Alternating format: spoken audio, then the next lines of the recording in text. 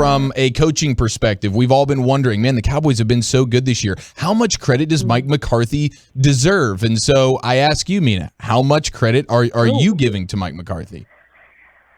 Oh, boy, that's a tough one because when it comes to coaching, you never know what goes on behind closed doors, right, in terms of some of the decision-making around personnel and game planning. Obviously, both the offensive and defensive coordinators in Dallas have garnered a great deal of praise this year, deservedly so, for the job they've done. But it would be unfair, I think, to say that Mike McCarthy doesn't deserve some of the credit. Now, that said, I've taken issue with some of the decisions and clock management mistakes that he's made. But, so far this year, I think just given what we've seen from this team as a whole, you have to give him some love for how they're playing.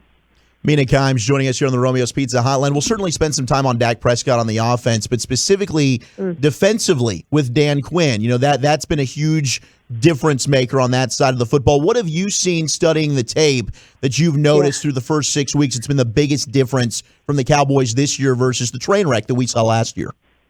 Well, the biggest difference this year versus last year is just simple execution, right? Tackling things like get responsibilities. The secondary actually looks like they're working in unison,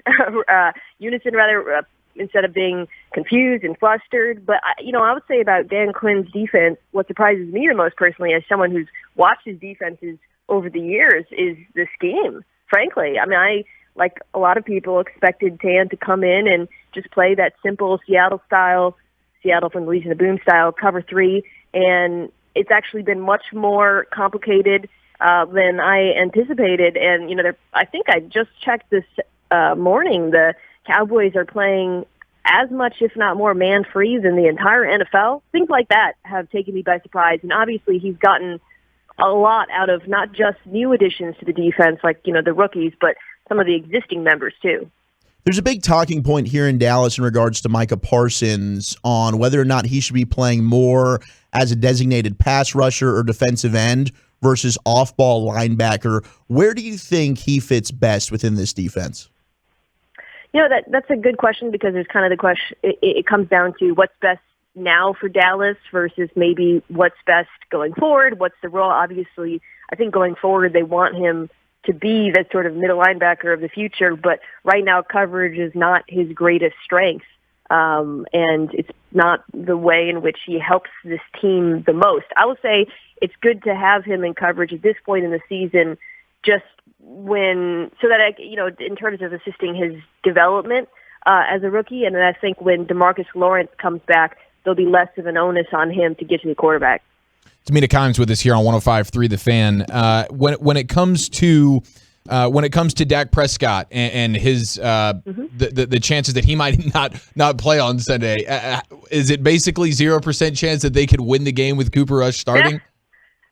No, I would say no, just because of how dominant this offensive line and run game have been, and that's where the Vikings defense is a little bit weak. We can talk about that, but I saw somewhere that the betting line moved to maybe 3 points, and people were speculating maybe that means Dak's not playing, and I kind of laughed because I was thinking if Dak's not playing, that betting line should move 10 points. So I don't know what's going on in Vegas or who knows what, but the Vikings should not be underestimated, guys. I would say on the other side of the ball more, but the defense is also playing a lot better than they did last year, especially that defensive line. So I think without Dak, I would definitely pick Minnesota on this one. In regards to Dak and how well he's played through the first 6 weeks of the season, 6 games for the Cowboys. I know now we're entering week 8, but what have you seen from Dak's game as he's evolved over the years? I know you've always been a big fan of his. You've had to battle your co-host, many times. I don't know if that's a bit or not, but some people are anti-Dak people. That's fine, but you've always supported our guy, Dak Prescott. But where have you seen the growth in his game?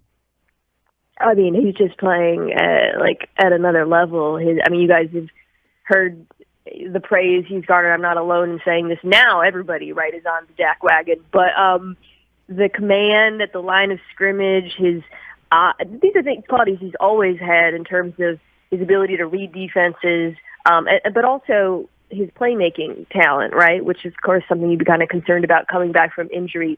it's really hard at this moment to identify any deficiencies in his game, candidly. He's playing that good, and it's a big reason why he's deservedly in the MVP conversation. Mina, when it comes to the Cowboys Super Bowl chances, what do you think is the biggest thing outside of injuries that could hold the Cowboys back from getting to the Super Bowl? I would say, obviously, Dallas is a playoff team, and I'd be shocked at this point if they don't win the division. So the question is, okay, well, what happens in the playoffs that could maybe cause problems ahead of the Super Bowl? And to me, it comes down to defensive execution. I think this defense's improvement is undeniable. However, that said, it's a little bit turnover dependent. And, outside of those turnovers, if you kind of dive into the numbers, they're not as good as like a top 10 or even 15 defense in the league. So I think getting Lawrence back would be huge. Such an underrated player in the NFL before he went down last year as well. And then I think, as exciting as Trayvon Diggs has been, the secondary, the cornerbacks in particular, still can be a bit of a roller coaster.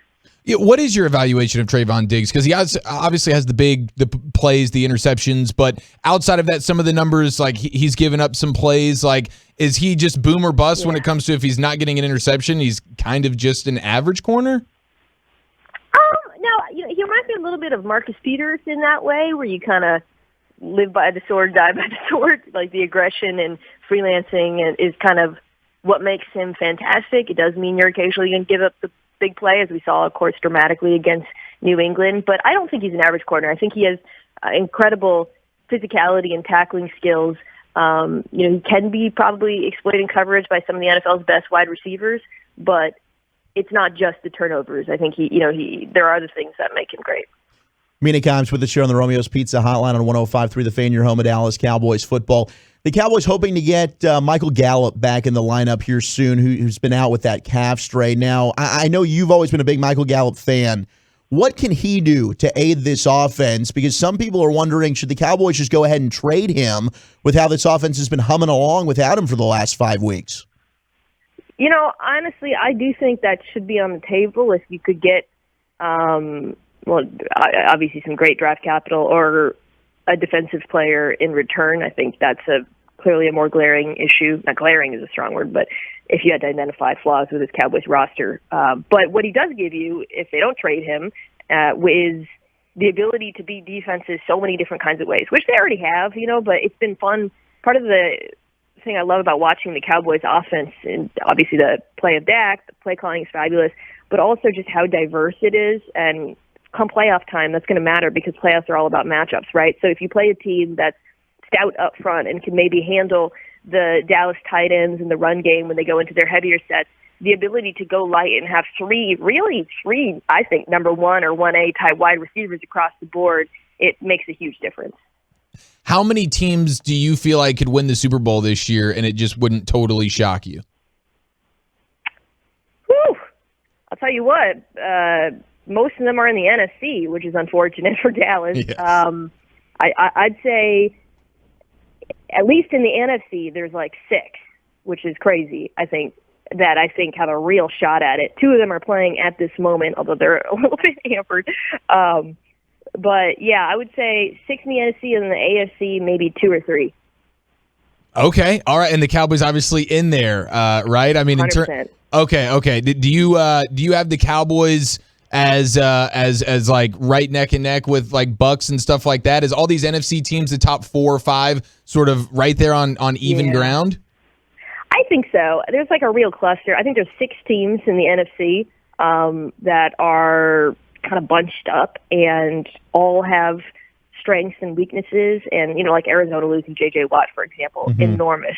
There's teams like Green Bay where whether or not Jair Alexander comes back from injury will be massive for them. Or even with the Bucks, right? They've got players out in their secondary. And the way I see it is those 6 teams in the NFC, it really is a let's see who's healthy in January type question because the quarterback play is all excellent across the board and there are stars on both sides of the ball across the board.